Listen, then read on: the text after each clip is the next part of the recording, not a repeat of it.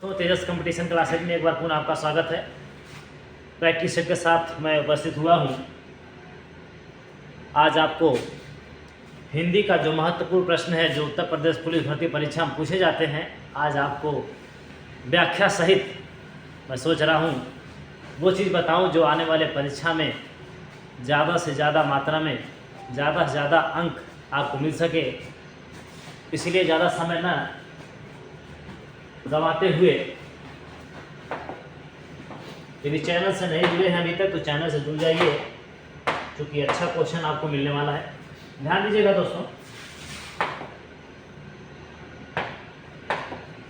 पहला क्वेश्चन है मैंने घर जाना था।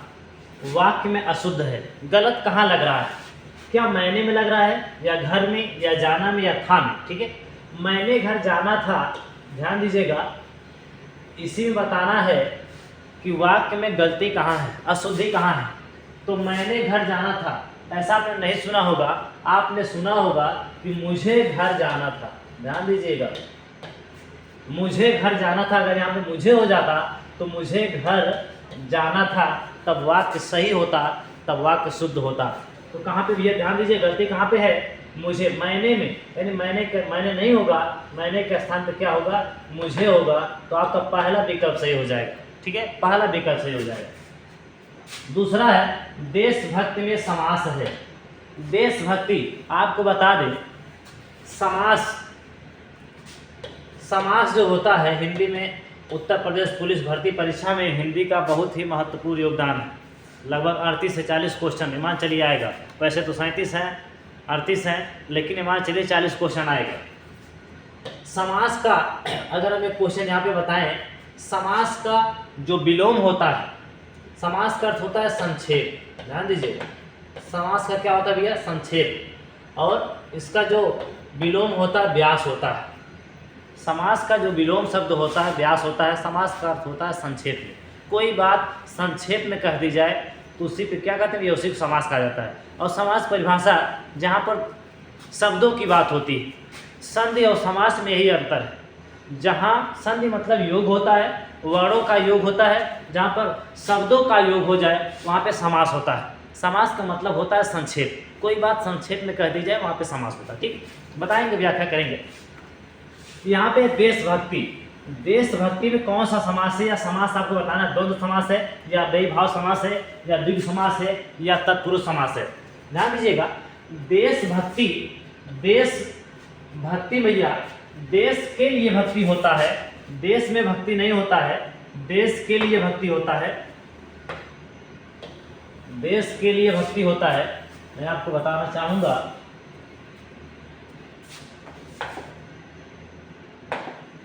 ध्यान दीजिएगा, देशभक्ति देश के लिए भक्ति होता है।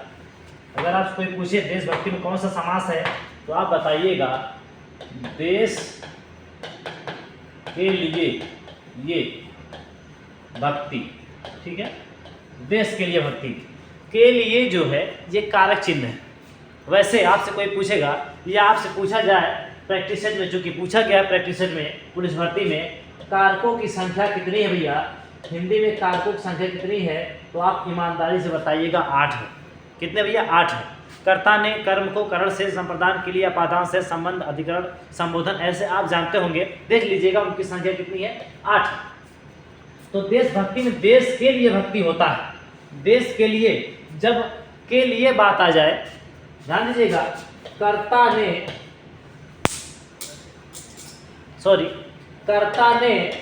कर्म को करण से या के द्वारा होता है, संप्रदान के लिए अपादान से अलग, संबंध का के अधिकरण में पर से होता है, और संबोधन हे भो अरे होता है। ठीक है, इस टाइप से। तो देश के लिए भक्ति के लिए मतलब यहाँ पे ध्यान दीजिएगा, कर्ता ने कर्म को करण से संप्रदान कारक है। यहाँ पे कौन सा होगा? संप्रदान कारक होगा। और कारक वाला जो समास होता है, आपको बता दें, कारक वाला समास वैसे तो संप्रदान है, लेकिन कारक वाला समास यदि कोई पूछेगा कौन सा समास है, क्वेश्चन यदि आपके परीक्षा में आता है, तो कारक वाला समास भैया ईमानदारी से बताइएगा, कारक वाला समास आपका तत्पुरुष समास होता है। कौन सा समास होता है भैया? तत्पुरुष समास होता है। कारक वाला समास कौन सा होता है? तत्पुरुष समास होता है। कारक वाला समास तत्पुरुष समास होता है। द्वंद्व समास में बात करूंगा। अगर आप पूछता है द्वंद्व समास, द्वंद्व समास किसे कहते हैं? द्वंद्व समास में ध्यान दीजिएगा, द्वंद्व समास में दोनों, पहली बात उसमें योजक चिन्ह लगा होता है। जैसे अगर कहा जाए रात दिन, रात दिन में आप देखेंगे योजक चिन्ह लगा होता है। जहां पर ये ट्रिक है, योजक चिन्ह आपको मिले या आप ये कह सकते हो दोनों जो है विशेष होता है, दोनों संज्ञा होता है। क्या होता है? दोनों संज्ञा होता है, दोनों विशेष होता है, तो वहां पर भैया आपका द्वंद्व समास होता है। और द्वंद्व समास पहचानने का जो नियम है उसमें योजक चिन्ह लगा होता है। दिन रात होता है, और भी है आपको बता दें, बड़ा छोटा करके होता है, ऐसे हैं। दुख सुख है, ऐसे भी है, दुख सुख, ये सब आप कौन से हैं भैया? द्वंद्व समास है। कौन से भैया? द्वंद्व समास के उदाहरण है। अव्ययी भाव समास, अव्ययी भाव समास बहुत इंपॉर्टेंट है क्योंकि बार बार परीक्षा में पूछा जाता है। अव्ययी भाव समास, अव्ययी भाव समास में परिभाषा पूछेगा अव्ययी भाव समास किसे कहते हैं, तो आप बताइएगा अव्ययी भाव समास उसे कहा जाता है जो नाम से स्पष्ट है, जिसका प्रथम पद अव्यय हो। जिस समास में समासिक पद प्रथम पद जो है अव्यय होता है वो क्या भैया? अव्ययी भाव समास होता है। तो ऐसे अव्ययी भाव समास, द्वंद्व समास या द्विग समास, समास से आपको केवल उदाहरण पूछेगा अव्ययी भाव समास में। जैसे आपसे कह दे प्रतिदिन, अव्ययी भाव समास में आपका उदाहरण है प्रतिदिन है। अव्ययी भाव समास में आपका कभी कभी ऐसे पूछ देता है क्योंकि, ठीक है, इस टाइप क्वेश्चन। कहने का मतलब ये होता है कि अव्ययी भाव समास में प्रथम पद अव्यय होता है। अब अव्यय क्या है? ध्यान दीजिएगा, अव्यय उसे अव्यय जो व्यय न हो, कहने का मतलब जिसमें लिंग वचन कारक का कोई प्रभाव नहीं होता है, जिसमें लिंग वचन कारक का कोई प्रभाव न पड़े, उसे अव्यय कहा जाता है। बात समझ में आया? देखिए प्रति में आपसे पूछेगा भरपेट में, भरपेट में कौन सा समास है? आप बताइएगा अव्ययी भाव समास है। अव्ययी भाव समास इसलिए है क्योंकि भरपेट ये प्रथम पद जो है ये आपका अव्यय है। इसमें लिंग वचन भर से, भरो, भरी, भरा ऐसे नहीं होता है। भर का संबंध ध्यान दीजिएगा उससे होता है, या आप ये कह सकते हैं कि भरपेट में भर जो है प्रथम शब्द क्या भैया? आपका अव्यय है। इसमें लिंग वचन कारक का कोई प्रभाव नहीं पड़ता है। जिसमें लिंग वचन कारक कोई प्रभाव न हो वो अव्यय कहलाता है। अव्ययी भाव समास का बहुत ही महत्वपूर्ण योगदान है समास में। जब आप उत्तर प्रदेश भर्ती परीक्षा में पूछेगा अव्ययी भाव समास अच्छे से पढ़ के जाइएगा। ध्यान दीजिएगा द्विगु समास क्या है भैया? आप पूछेगा द्विगु समास की परिभाषा जो पूछता है, द्विगु समास में आप जानते होंगे द्विगु समास उसे कहा जाता है जिसका प्रथम पद संख्यावाची होता है, संज्ञा नहीं होता। ध्यान दीजिएगा द्विगु समास में प्रथम पद क्या होता है भैया? संख्यावाची होता है। प्रथम पद संख्यावाची होता है, संख्यावाची, और दूसरा जो अंतिम पद होता है वो संज्ञावाची होता है। बस समझ में? संख्या होता है जैसे चौ, संज्ञा में राह होता है या राह कह सकते हैं। आपने परीक्षा में देखा होगा या प्रैक्टिस सेट में मारा होगा चौराहा। चौराहा का अर्थ यहाँ पे चौ जो मतलब चार का संबंध बता रहा है, संख्या का। जैसे आपसे कह दे द्विपद, द्विपद माने दो पदों वाला। आपसे कह दे, ध्यान दीजिएगा, चौराहा हो जाएगा, द्विपद हो जाएगा। आपसे कह दे अष्ट, आपसे कह दे अष्ट दिग्गज। ध्यान दीजिएगा, आपसे पूछेगा अष्ट दिग्गज में कौन सा समास है? आप बताइएगा द्विगु समास में। आपसे पूछेगा नवरत्न में, नवरत्न में कौन सा समास है? नवरत्न। तो आप बताइएगा द्विगु समास है। कौन समास है? द्विगु समास, क्योंकि प्रथम पद संख्यावाची है और अंतिम पद संज्ञावाची। ठीक है, या विशेष भी कह सकते हैं आप। ध्यान दीजिएगा तत्पुरुष समास आपको बताया गया। कारक वाला समास कौन सा है आपसे पूछेगा तो आप बताइएगा तत्पुरुष समास है। इससे आपका बहुत सारे क्वेश्चन ऐसे हैं यहीं से परीक्षा में मिल जाएंगे। ठीक है, अगला क्वेश्चन ध्यान दीजिएगा। अगला क्वेश्चन कह रहा है पुस्तक पढ़ी जाती है में कौन सा वाच्य है? दोस्तों ध्यान दीजिएगा, पुस्तक पढ़ी जाती है में कौन सा वाच्य है? वाच्य आपको बता दें, वाच्य ऐसा शब्द जिससे किसी कर्ता से या कर्ता का, कर्म का या भाव का वर्णन हो सके या बतलाया जाए, उसे हम कहते हैं वाच्य कहा जाता है। ध्यान दीजिएगा दोस्तों, वाच्य बहुत इंपॉर्टेंट है। वाच्य वैसे आप पूछेगा वाच्य के कितने भेद हैं, तो आप ईमानदारी से बताइएगा। 3 प्रकार होते हैं वाच्य के। कौन कौन से होते हैं भैया? कर्तृवाच्य होता है, कर्मवाच्य होता है और भाववाच्य होता है। क्या क्या होता है? कर्तृवाच्य, कर्मवाच्य और भाववाच्य। कर्तृवाच्य में कर्ता की प्रधानता होती है, कर्मवाच्य में कर्म की प्रधानता होती है और भाववाच्य में ना तो कर्ता की होती है ना ही कर्म की होती है। जिसमें कर्ता और कर्म की प्रधानता नहीं होती है वह क्या भैया? भाववाच्य होता है।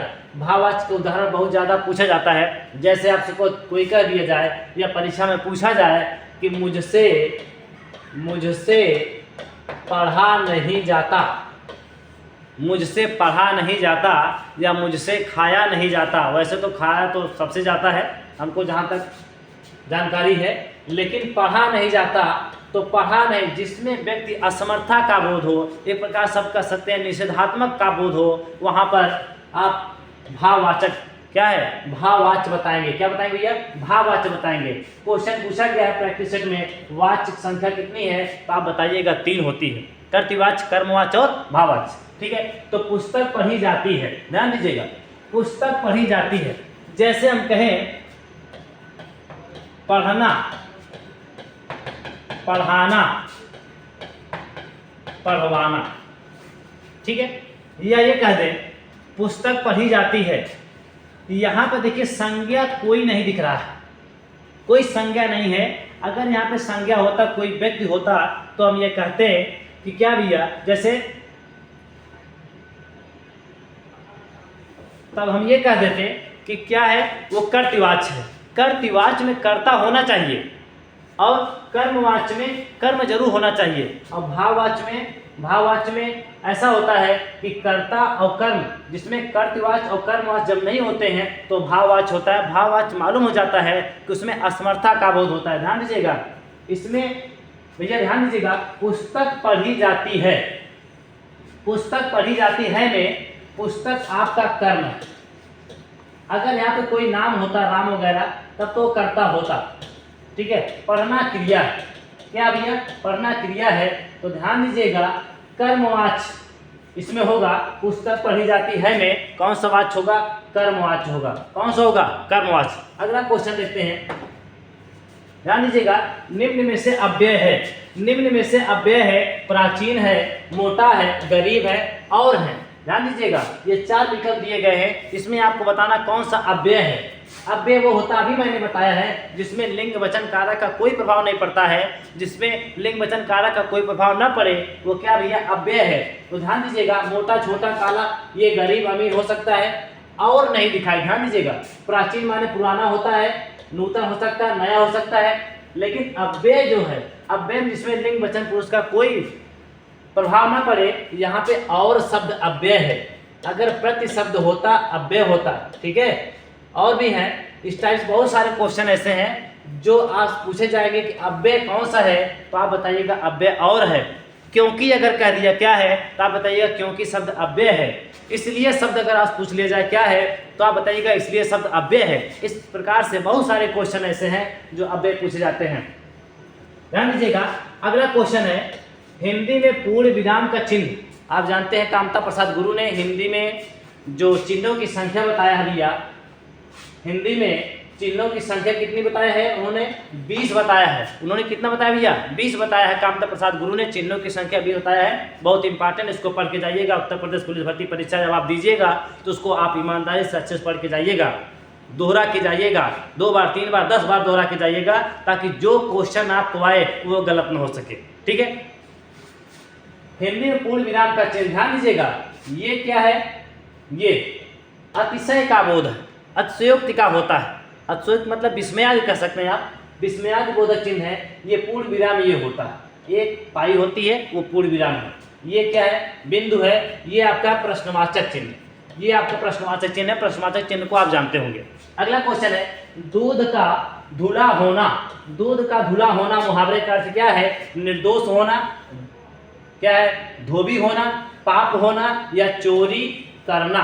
दूध का धुला होना, लोग कहते नहीं है क्या आप दूध के धुले हैं? दूध का धुला मतलब क्या आप सही व्यक्ति हैं? क्या आप जो है निर्दोष हैं? ये आपका पहला विकल्प सही हो जाएगा। चोरी करना नहीं होगा, पाप करना नहीं होगा, धोबी होना नहीं होगा, आपका पहला विकल्प हो जाएगा दूध का धुला होना मतलब निर्दोष होना, सही होना। ठीक है, अगला क्वेश्चन है आपका जिसकी लाठी उसकी भैंस। लोकोक्ति है जिसकी लाठी उसकी भैंस। भैया 4 विकल्प दिए गए हैं। शक्तिशाली आदमी मूर्ख होता है, जिसकी लाठी उसकी भैंस का जो लोकोक्ति है उसका अर्थ बताना है, कौन सा सही होगा? शक्ति संपन्न आदमी अपना काम बना लेता है, क्या ये होगा? ठीक है, बुद्धि संपन्न आदमी अपना काम बना लेता है, बुद्धि संपन्न आदमी चालाक होता है। तो ध्यान दीजिएगा जिसकी लाठी का संबंध, इसका मतलब अपना काम किसी प्रकार से, जिसके पास लाठी का संबंध उसके शक्ति और ताकत से है। ठीक है, इसलिए ये विकल्प आपका सही होगा। बुद्धि का कोई यहाँ पर उपयोग नहीं है, इसलिए शक्ति संपन्न आदमी। ठीक है, शक्ति मतलब लाठी का संबंध वहाँ शक्ति से है, वहाँ ताकत से है। शक्ति संपन्न आदमी अपना काम बना लेता है, आपका विकल्प नंबर दूसरा सही हो जाएगा। ठीक है, ध्यान कहीं इधर उधर न रहे आप लोगों का। उत्तर प्रदेश पुलिस बनना है तो निगाहें आप बना के रखिएगा, क्योंकि उत्तर प्रदेश पुलिस बनने के बाद आप जानते ही हैं रुतबा। वीर रस का स्थायी भाव, ध्यान दीजिएगा दोस्तों, अस्थायी भाव, वीर रस का स्थायी भाव। आपसे क्वेश्चन यही थोड़ा सा डिटेल बताने का प्रयास करूंगा कि रसों की संख्या जो मानक है, जो आपकी परीक्षा पूछेगा रसों की संख्या 9 बताइएगा। वैसे कुल रसों की संख्या कोई पूछता है कभी कभी 11 दिखाई देता है, क्योंकि इसमें शांत वगैरह भी जोड़े गए हैं, लेकिन रसों की संख्या आपसे पूछेगा आप बताइएगा 9। ठीक है, वीर रस का स्थायी भाव, वीर रस का स्थायी भाव ध्यान दीजिएगा। वीर रस का स्थायी भाव क्या होता है दोस्तों? उत्साह होता है। ठीक है, वीर रस का स्थायी भाव उत्साह होता है, भयानक का भय होता है, और क्रोध भी रस है। क्रोध आप जानते हैं हनुमान जी का, जब रामचरितमानस में गोस्वामी तुलसीदास ने लिखा है, यदि राम का जो है वो मिल जाए, आज्ञा मिल जाए, गुरु का अगर वो आज्ञा मिल जाए तो कंदुक युग ब्रह्मांड उठाने का प्रयास उन्होंने किया। कंदुक माने गेरे के समान जो ब्रह्मांड उठाने का बात उन्होंने की है। ध्यान दीजिएगा, रौद्र रस, उसमें पूछेगा वीर रस का स्थायी भाव क्या भैया? आप बताएंगे वीर रस का स्थायी भाव उत्साह है, लेकिन भयानक का भय है। रौद्र रस का, रौद्र माने क्रोध, रौद्र रस का अस्थायी भाव आप पूछेगा, आप बताइएगा क्रोध। ठीक है, विस्मय, विस्मयादिबोधक होता है, आश्चर्यजनक, आश्चर्य का होता है विस्मय। ठीक है, अगला क्वेश्चन ध्यान दीजिएगा, 9वां क्वेश्चन ध्यान दीजिएगा। दोहे के प्रथम चरण में, बहुत इंपॉर्टेंट है, दोहे के प्रथम चरण में कितनी मात्राएं होती हैं? दोस्तों ध्यान दीजिएगा, ये छंद का क्वेश्चन है। किसका है? छंद। वैसे छंद 3 प्रकार होता है, वर्णिक छंद होता है, मात्रिक छंद होता है और मुक्तक छंद होता है। छंद कितने होते हैं? मुख्यतः 3 होते हैं। वर्णिक छंद होता है, वर्णों के आधार पर जो की जाती है, गणना की जाती है। मात्रा के आधार पर जो मात्रिक छंद होता है, और मुक्तक छंद होता है। ठीक है, ध्यान दीजिएगा, दोहा के प्रथम चरण में कितनी मात्राएं होती हैं? दोस्तों आपको बता दें, दोहा में 4 चरण होते हैं। दोहा में कितने चरण होते हैं? 4 चरण होते हैं। पहले और तीसरे में 13 मात्राएं होती हैं। ध्यान दीजिएगा, पहले और तीसरे में 13 मात्राएं होती हैं, दूसरे और चौथे में 11 मात्राएं होती हैं। ध्यान दीजिएगा, पहले और तीसरे में 13 मात्राएं होती हैं, दूसरे और चौथे में कितनी मात्राएं भैया? 11 मात्राएं होती हैं। ध्यान दीजिएगा, दोहा आप जानते हो, दोहा बहुत सारे दोहे हैं, नाम लेंगे तो उसका अर्थ भी बताना पड़ेगा, इसलिए आगे बढ़ते हैं। अगला क्वेश्चन ध्यान दीजिएगा, निम्नलिखित में शब्द अलंकार है। शब्द अलंकार, वैसे अलंकार मुख्यतः कहीं 2 माने गए हैं, लेकिन आपको बता दें शब्द अलंकार होता है, अर्थालंकार होता है, एक उभय अलंकार होता है। ठीक है, कहीं परीक्षाओं में पूछा गया है, लेकिन आपसे अगर पूछेगा अलंकार तो आप बताइएगा अलंकार 2 होते हैं मुख्यतः, एक शब्द अलंकार होता है, एक अर्थालंकार होता है। शब्द अलंकार के जो मुख्यतः 3 भेद हैं, वैसे तो बहुत सारे भेद हैं, अनुप्रास, यमक, ये ध्यान दीजिएगा, श्लेष होता है। निम्नलिखित में शब्द अलंकार के जो है कई भेद हैं। ध्यान दीजिएगा, अनुप्रास अलंकार, यमक अलंकार, श्लेष अलंकार है, वक्रोक्ति अलंकार है। ठीक है, ऐसे 5-6 हैं इसके, लेकिन मुक्ता, अनुप्रास, यमक, श्लेष ये जो हैं ये शब्दालंकार मुख्य भेद हैं। पूछा जाए इसमें क्वेश्चन में कह रहा है निम्नलिखित में शब्दालंकार है, तो आपका उपमालंकार नहीं होगा, रूपक नहीं होगा, ये उत्प्रेक्षा नहीं होगा, यमक अलंकार होगा। यमक अलंकार क्या दिया, शब्द अलंकार का क्या है, भेद है। यमक अलंकार परिभाषा मैंने बताया अगले वीडियो में जो बताया गया है। यमक अलंकार जहां पर कोई शब्द एक से अधिक बार आए और उसका अर्थ अलग अलग हो, जितनी बार आए उसका अर्थ उतनी बार हो, वहां पर यमक अलंकार होता है। कनक, कनकते, सगुनी आपने उदाहरण देखा होगा, बताने की जरूरत नहीं है। ध्यान दीजिएगा, अगला क्वेश्चन है तालव्य ध्वनियां। तालब माने ताल से जो बोली जाती हैं। आप वर्णमाला जब पढ़ेंगे तो आपको तालव्य ध्वनियां, मूर्धा, तमाम प्रकार के ऐसे आपको मिलेंगे वहां पे क्वेश्चन। तालव्य ध्वनियां कौन कौन सी है भैया? तालब माने जो ताल से बोला जाए। इच यसा नाम तालु होता है, ई होती है, ध्यान दीजिएगा। तालव्य से जो बोला जाएगा, इचु यसा नाम तालु, इचु यसा नाम तालु सूत्र होता है जिसमें छोटी, बड़ी, या, स, ठीक है, ये सब क्या भैया? चा, चा है, ध्यान दीजिए। इच यसा नाम, चा का मतलब च वर्ग, चा, छ, ज, झ, य, ये सब क्या भैया कहां से बोले जाते हैं? ध्वनि के 4 स्थान जब आप पढ़ेंगे ध्यान दीजिएगा, वहां पे तालव्य ध्वनियां करा है। तालब में ये कहां से क्या बोला जाएगा? इसमें ऑप्शन दिया गया, टा है, पा है, सा है, री है, तो आप ध्यान दीजिएगा कन्फर्म हो गया, ये सा है। सा आप कहां से बोलेंगे? तालु से बोलेंगे। कहां से बोलेंगे भैया? तालु से, क्योंकि आपका सूत्र है इच यसा नाम तालु। ई का मतलब छोटी, बड़ी, च का मतलब च वर्ग, या और बड़ा सा, ये सब जितने हैं ध्वनियां, ये सब जितने वर्ण हैं, ये सब कहां से बोले जाते हैं? तालु से बोले जाते हैं। कहां से बोले जाते हैं? तालु से। निगाहें बना के रखिएगा, उत्तर प्रदेश पुलिस भर्ती परीक्षा में आपको सिलेक्शन पाना है। अगला क्वेश्चन है, निम्न में कौन सा वर्ण अघोष है? किसी भी वर्ग का, ध्यान दीजिएगा, वर्णमाला में किसी भी वर्ग का वर्ग संख्या कितनी है? 5 है। आज पूछेगा का वर्ग होता है, का वर्ग होता है, च वर्ग होता है, का, च, टा होता है, ता होता है और पा वर्ग होता है। हिंदी वर्णमाला में 5 वर्ग होते हैं, का, च, टा, ता, पा। अब एक वर्ग में 5 वर्ण होते हैं। आप ये कह सकते हैं 5 × 5 = 25 होगा। ध्यान दीजिए, लेकिन क्वेश्चन क्या पूछा है? निम्न में कौन सा वर्ण अघोष है? तो किसी वर्ग का पहला और दूसरा जो होता है वो अघोष होता है। किसी वर्ग का पहला और दूसरा जो वर्ण होता है, ये अक्षर कह सकते हो आप, वो क्या होता है? अघोष होता है। जबकि तीसरा, चौथा, पांचवा जो होता है वह घोष होता है। चाहे घोष कहिए चाहे सघोष कहिए, बात एक है। ठीक है, तो अब क्या हो जाएगा? पहला का वाले में का है, ये गा, इसमें नहीं होगा, ये भी नहीं होगा।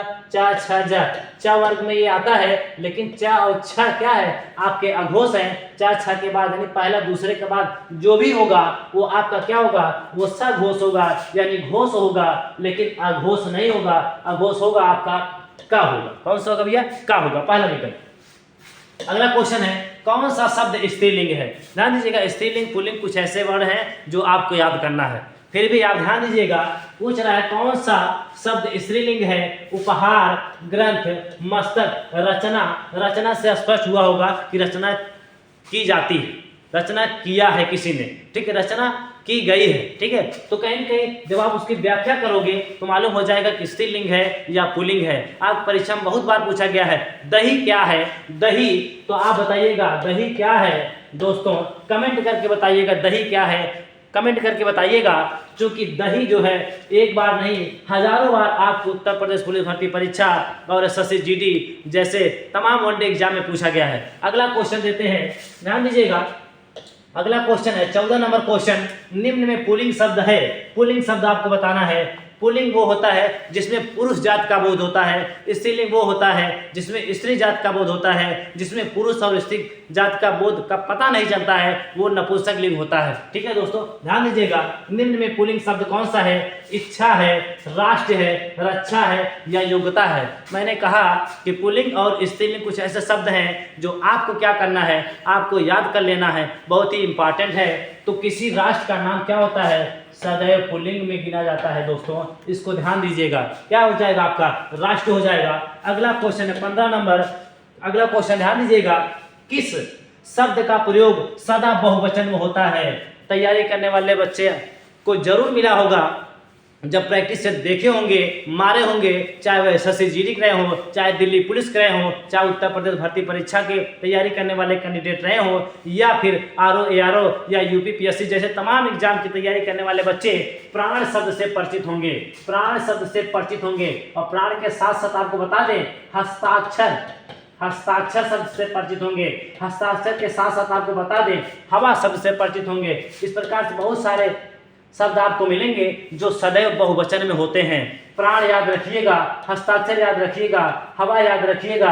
और आपको बता दें इस टाइप बहुत सारे क्वेश्चन हैं, ठीक है, जो आपको बहुवचन में हमेशा मिलेंगे। अगला क्वेश्चन देखते हैं, 16 नंबर क्वेश्चन। ध्यान दीजिएगा दोस्तों, ने किस कारक का चिन्ह है? अभी मैंने डिस्कस किया, पहला दूसरा क्वेश्चन शायद रहा होगा। कारकों की संख्या 8 है। कारक कितने भैया? 8 है। ने शब्द मैंने व्याख्या भी किया था, कर्ता ने, कर्म को पूछता कर्म हो जाता, लेकिन ने पूछा है इसलिए हो जाएगा आपका कर्ता हो जाएगा, क्योंकि कर्ता करता है, कर्ता ने। अब देखिए पहला विकल्प आपका सही हो जाएगा, कर्ता ने। अगला क्वेश्चन है 17 नंबर क्वेश्चन, निम्न में सर्वनाम है। सर्वनाम किसे कहते हैं? सर्वनाम माने सबका नाम। सर्वनाम क्या भैया? जो संज्ञा के स्थान पे प्रयोग किया जाता है। संज्ञा के स्थान पे कहने का मतलब ये कह सकते हैं कि संज्ञा, जैसे मोहन पढ़ता है, मोहन पढ़ता है, राम खाता है, तो राम, मोहन, ये सब क्या है? ये सब संज्ञा है। संज्ञा किसे कहते हैं? किसी व्यक्ति, वस्तु, स्थान के भाव के नाम को संज्ञा कहा जाता है, आप जानते होंगे। लेकिन सर्वनाम किसे कहते हैं? जहां पर संज्ञा के स्थान पर शब्द प्रयोग होता है, या आप कह सकते हैं संज्ञा के स्थान में जो शब्द प्रयोग किए जाते हैं वो सर्वनाम होते हैं। जैसे राम खाता है, अगर हम कहते हैं वह खाता है, राम खाता है का मतलब वह खाता है, तो राम के स्थान पे मैंने वह शब्द प्रयोग किया है, इसलिए वह आपका क्या हो जाएगा? सर्वनाम हो जाएगा। क्या हो जाएगा? सर्वनाम हो जाएगा। निम्न में सर्वनाम है। घर किसी व्यक्ति, वस्तु, स्थान का नाम संज्ञा होता है, ये संज्ञा है। क्या भैया? ये संज्ञा है। पहाड़, पहाड़ किसी व्यक्ति, वस्तु, स्थान का नाम है, इसलिए संज्ञा है। नदी किसी व्यक्ति, वस्तु, स्थान का नाम है, इसलिए संज्ञा है। लेकिन आपका आप जो लिखा गया है ये संज्ञा नहीं है। आप, जैसे आप न करके हम कह दें मोहन खाना खा लीजिए, मोहन खाना खा लो, ये कह दें, फिर हम कह दें नहीं आप खाना खा लो, इसका मतलब मोहन के स्थान पे मैंने आप शब्द का प्रयोग किया है। मोहन क्या है? संज्ञा है, किसी व्यक्ति का नाम है। किसी व्यक्ति के नाम के स्थान पर जब हम क्या है या संज्ञा के स्थान पर किसी शब्द का प्रयोग करते हैं तो हमारा क्या होता है? सर्वनाम होता है। संज्ञा आज पूछेगा संज्ञा कितने प्रकार के होते हैं, तो आप बताइएगा संज्ञा 5 प्रकार के होते हैं। आज पूछेगा, ध्यान दीजिएगा, सर्वनाम लेकिन पूछेगा कितने प्रकार होते हैं, तो आप बताइएगा ईमानदारी 6 प्रकार होते हैं। उत्तर प्रदेश पुलिस भर्ती परीक्षा में सर्वनाम पूछेगा, ध्यान दीजिएगा। संज्ञा पूछेगा, अगर संज्ञा पूछेगा तो आप बताइएगा 5 प्रकार होते हैं, लेकिन अगर आप पूछेगा सर्वनाम तो आप बताइएगा 6 प्रकार होते हैं। ठीक है दोस्तों, निगाहें बनाए रखिएगा। अगला क्वेश्चन 18 नंबर क्वेश्चन, निम्न में विशेषण है। विशेषण किसे कहते हैं? विशेषण वो होता है, विशेषण नाम से स्पष्ट है, जो संज्ञा सर्वनाम की विशेषता बताए, जो संज्ञा सर्वनाम की विशेषता बताए। कैसे बताए? वो शब्दों के माध्यम से बता दे। संज्ञा सर्वनाम की विशेषता जब कोई शब्दों के माध्यम से बताता है तो आप कह सकते हो क्या भैया? वो विशेषण है। वैसे तो संज्ञा सर्वनाम की जो विशेषता बताते हैं वो आपके विशेषण कहलाते हैं। विशेषण नाम ही स्पष्ट है कि जो विशेषता बताए। ठीक है, निम्न विशेषण है। लंबाई, लंबाई चौड़ाई विशेषण नहीं होता है। ठीक है, बुढ़ापा, समझ, शांत, ध्यान दीजिएगा, इसमें विशेषण का, विशेषण माने जो विशेषता बताए। ध्यान दीजिएगा दोस्तों, समझ से समझदारी होती तब जाके अब विशेषण होता। ठीक है, शांत और बुढ़ापा, इसी दोनों ध्यान दीजिएगा। बुढ़ापा जो है विशेषता, विशेषण मतलब विशेषण का मतलब जो विशेषता बताए, ये बुढ़ापा आपका विशेषता बता रहा है।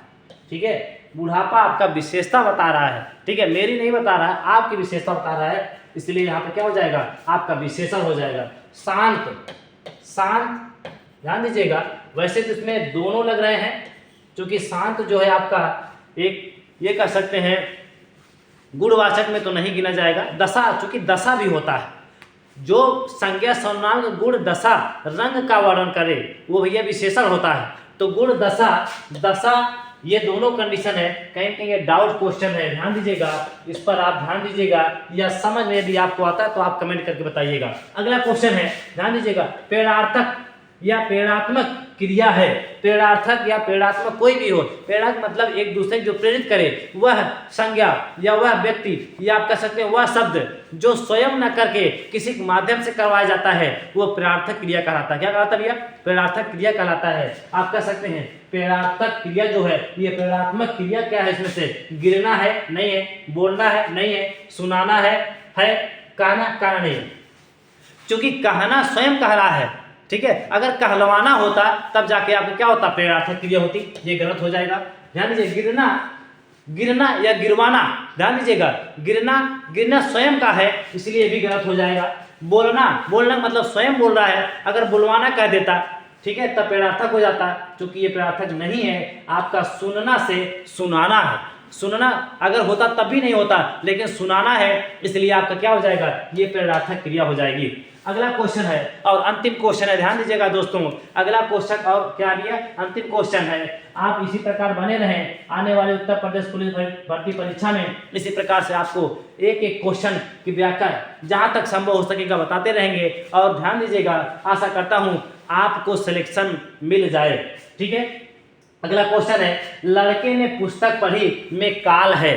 लड़के ने पुस्तक पढ़ी, ठीक है, पुस्तक पढ़ी का मतलब ये हो गया है, ध्यान दीजिएगा, सामान्य वर्तमान काल जो होता है वैसे वर्तमान काल, मैं आपको ध्यान दीजिएगा क्वेश्चन बताने का प्रयास कर रहा हूं। आज पूछेगा वर्तमान काल कितने प्रकार का होता है? वर्तमान काल, लड़के ने पुस्तक पढ़ी,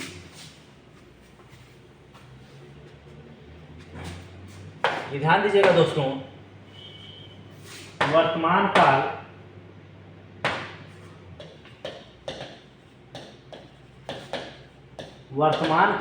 आज पूछेगा वर्तमान काल होता है भूतकाल। वर्तमान काल 5 प्रकार बताइएगा, भूतकाल 6 प्रकार बताइएगा और भविष्य काल जब आपसे पूछे तो आप 3 प्रकार बताइएगा।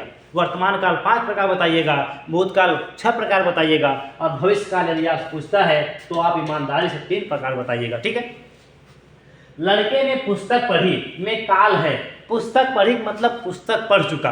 ध्यान दीजिएगा दोस्तों, पुस्तक पढ़ रहा है तब आपका, ध्यान दीजिएगा, ये मैं आपको व्याख्या करता हूं, ये सामान्य वर्तमान काल या पूर्व वर्तमान काल, ये संदिग्ध वर्तमान काल। संदिग्ध मतलब जिसमें संभावना रहे कभी कार्य हुआ है कि नहीं, ठीक है। लड़का पुस्तक पढ़ रहा है इसका मतलब ध्यान दीजिएगा संदिग्ध में है।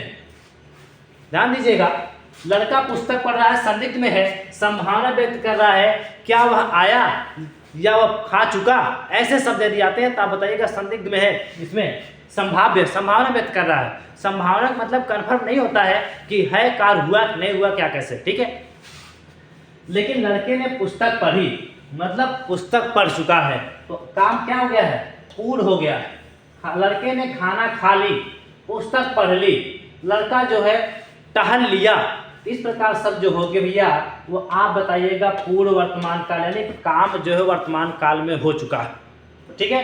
सामान्य वर्तमान काल के शब्द में ता है, पे है, ती है, इस प्रकार शब्द आते हैं, ठीक है। कहने का मतलब लड़के ने पुस्तक पढ़ी है, आपका दूसरा विकल्प सही हो जाएगा। और इस प्रकार से हम आपको क्वेश्चन लेकर आते रहेंगे। आप जो है चैनल से जुड़ जाएं, क्योंकि आने वाला समय आपके लिए बहुत खास होने वाला है। अगले वीडियो मिलते हैं, तब तक के लिए धन्यवाद, नमस्कार, जय हिंद।